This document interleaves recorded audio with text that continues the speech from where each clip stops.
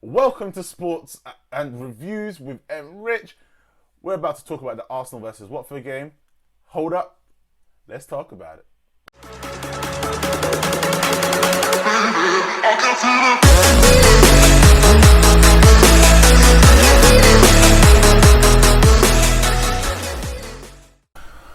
Welcome to M. Rich Sports and Reviews. As you can tell, we're about to do a preview of the Arsenal versus Watford game tomorrow at 2:30. Annoyingly, I'll be at American football training, so I will not be able to do the live watch along tomorrow. But I will say this game is very crucial for Arsenal going forward. We have 3 games in hand. Bear in mind, we are on 45 points and we have 3 games in hand on Manchester United. This is amazing because Manchester United play Man City as well. So anything is very, very much possible. Now where was I? Yes, it is this is going to be a very, very important game for Arsenal.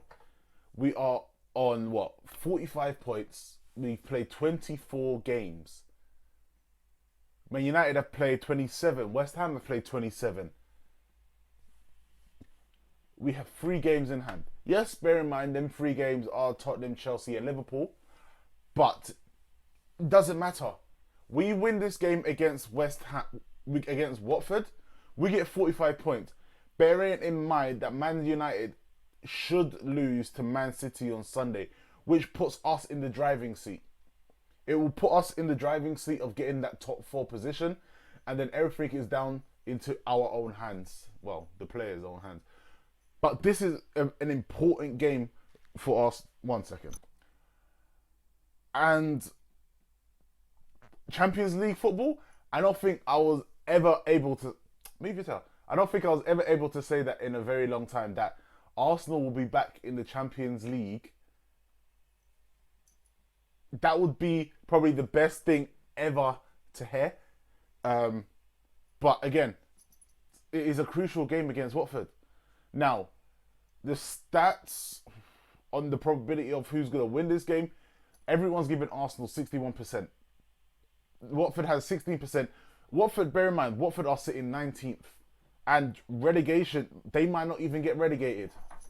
Depending on how the rest of their season goes, they might not even get relegated. Do you have any idea how insane that is?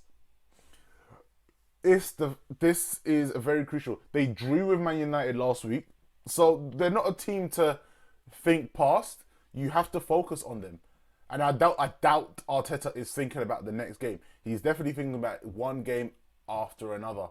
Now, Watford, they've been impressive, but they haven't had that much of a great time, I would say, playing top teams.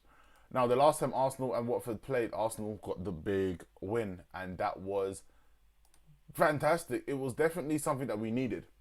And every time Arsenal have played Watford, in the last 14 times, we have scored the first goal, which is absolutely amazing. And that is what we need. Watford have earned just 7 points from 45 available against Arsenal. They've only won 2 games and drawn 1 against us. That is a beautiful stat, but that is also stats that are in the past. Now, as I said, there has been many different times and different ways that Arsenal have been playing. And right now, I feel like we are at our strongest. I know everyone is saying that getting Aubameyang rid of was a bad idea, but you know what? The way that everyone is playing, I don't think Arteta made a mistake. Aubameyang was not giving us the production that we needed. He was missing sitters from 4 yards. He was missing sitters from literally right in front of the goal. Newcastle game. I know every single Arsenal fan remembers that Newcastle game when he hits the post. There's a lot of things. Aubameyang didn't look happy at the club. We don't know what was going on behind the scenes, but he didn't look happy. Now, Watford, They're playing at Vicarage Road. Now, this is important. It is very, very important on how we go about for the rest of the game and how we go for the rest of the season. Because our next couple games are not very easy. So after Watford, we have Leicester City next week, Sunday. Then we have Liverpool on the Wednesday, and then we have Aston Villa on the Saturday. Not so simple games, not so easy, straightforward wins. Liverpool's going to be the toughest one out of all of them all. Leicester City have been sort of lackluster. But, again, this Watford game, we need to get the win. If we can get this win, we put pressure on Man United. Of them having to do they have to do everything to try and get that top 4 position back. And that is pushing us to Champions League football. Champions League football. Can you imagine just hearing that? Just hearing, this is a champions on a Tuesday and a Wednesday. And it's Arsenal playing. I can dream. But until that's made reality, it's just a dream. Now, the lineup for tomorrow, everyone is available. Not everyone. Tomiyasu is still injured. But every single player is available, apart from him, is available for this game. Now, they're not going to start doing this, play Martinelli at the number 9 position anytime soon. And this is where it becomes a bit of an interesting situation with our attacking mid. The attacking mid is going to be important. It's going to be very, very crucial to everything. Now, we know who our defenders are. It's going to be Ramsdale in goal. Cedric is going to be starting again because Tomiyasu is not fully fit. Ben White and Gabriel and Kieran Tierney are going to be our back 4. Midfield, we know the same 2 suspects. It's going to be Partey and Xhaka. Xhaka most likely with a free roaming role in the midfield, which works. It does, oddly enough, it works for us. And it's proven that he is doing great. Xhaka has been playing really well, apart from the times where, he has that lapse of judgment and gets himself sent off, which could happen in any game at the same time. And we have Thomas Partey playing there. I want Thomas Partey to get a goal in this game. That would be fantastic, but he's trying. He's been playing fantastic without the production of goals. He has been a stable and consistent player in the middle of the midfield after his interview where he rated his so far performance for being an Arsenal player at 4 out of 10. Otherwise, he's been absolutely amazing. Now, our attacking mids, we do know Xhaka is always good. Saka is always going to be one of the names on the sheet unless he's injured or hurt. We got Odegaard, Mr. Odegaard, who has created so much opportunity. He is a true leader amongst everyone, and I believe that everyone does follow him, and he is creating opportunities for goals and making the right passes and keeping everything structured. That's the type of play that we need in that attacking mid. Now, on the left, we got Smith Rowe, Martinelli, Pepe even could come on. I don't know. I really don't know. Pepe, from everything that we have seen, Pepe has come back from the African Cup of Nations with a new, revitalized type of feeling. You know, you just see him come on. He came on in that Wolves game and he turned everything up. He was everywhere. He was moving. He was schooling everyone. He was making the correct plays at the correct time. It was wonderful to see. Now, I don't know who we're going to start at that left position. Most likely, if we're going off of... If he's going to be sticking with the same thing, it is going to be Martinelli that's going to be starting on the left. And we're going to have Lacazette up front. Hopefully, Lacazette can start scoring after that last minute winner. It was his goal. A last minute winner against Watford. That game was fucking amazing. And I apologise for not doing the review and the preview of that game. I was really busy that weekend. But that was probably one of the most amazing games.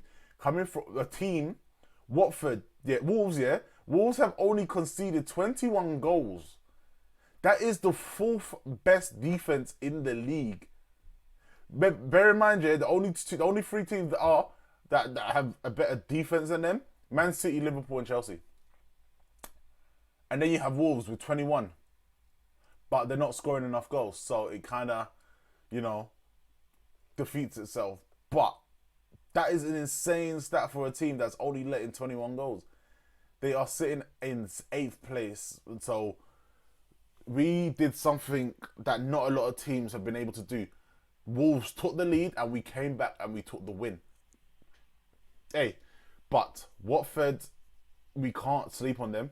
We need to get this victory. We need to do something spectacular and win the game. Now, I'm about to give you all my lineup. If you haven't already, please smash that subscribe button, like button, and in the comments, tell me if you disagree with my lineup. And I'm going to give you my prediction as well. Tell me what your prediction is for this game.